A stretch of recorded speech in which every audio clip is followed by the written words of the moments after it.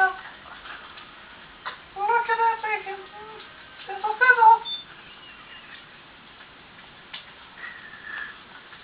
And when we're done with the bacon, we're going to be making breakfast gravy for biscuits and gravy. Yay! Now we're going to take the bacon, let it drip dry for a little bit, and take it out of the pan.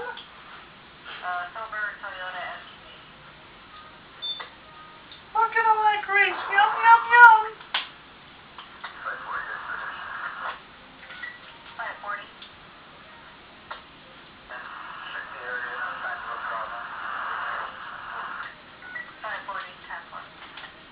Come here.